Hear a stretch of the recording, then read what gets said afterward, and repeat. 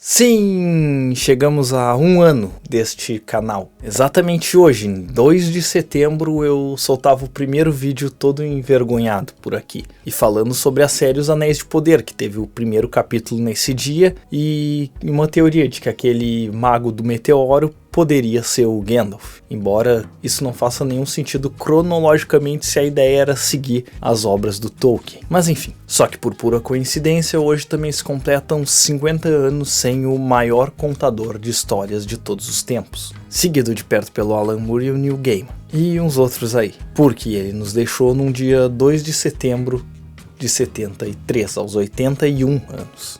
Inclusive lá na Inglaterra vai rolar um burburinho lá em homenagem ao Tolkien. Se já não rolou, porque a gente tá meio atrasado no meridiano de Greenwich. Apesar de se comportar e ser um típico inglês, ele nasceu na África do Sul em 1892, em 13 de janeiro. Sim, ele é capricorniano. Após a morte do seu pai, a mãe dele se muda com ele e o irmão mais novo para Birmingham. E em 1900 ela se torna uma católica fervorosa e ele segue essa doutrina. Não à toa, vários aspectos de O Senhor dos Anéis são baseados no catolicismo, assim como em outras crenças nórdicas politeístas. Só que em 1904 ele perdeu a mãe também, ele tinha 12 anos. E ele e o irmão mais novo ficaram sob os cuidados de um padre católico. No orfanato ele se apaixona pela Edith, que no futuro seria a Lúthien Tinuviel dos seus contos. Só que naquela época o padre não aprovou esse namorinho adolescente. Então foi somente aos 21 anos que ele pôde pedi-la em casamento. E até hoje eles seguem lado a lado, tanto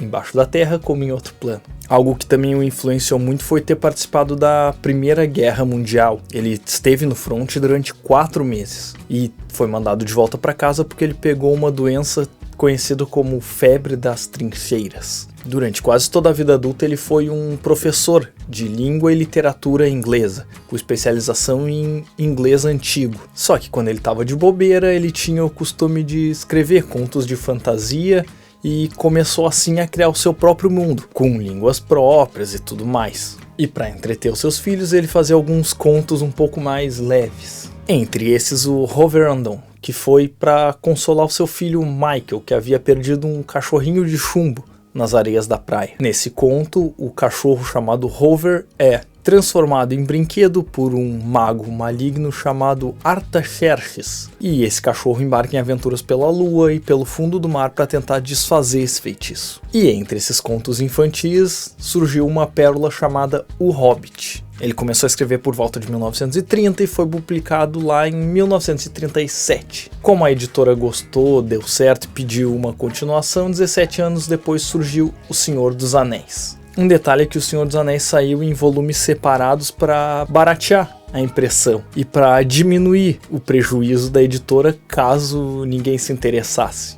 E daí em diante foi só sucesso, coube inclusive ao Christopher Tolkien, filho do homem, terminar algumas anotações do seu pai para lançar o Silmarillion, Contos Inacabados, A Queda de Gondolin, entre outros. Uma outra coisa que é legal de falar é que o Tolkien, por ter vivido até 73, pôde desfrutar da sua influência em todos os setores, desde a literatura principalmente, e também na música, pois muitas das bandas prestam homenagem aos contos dele. Inclusive eu estou preparando um vídeo maior para falar só sobre isso.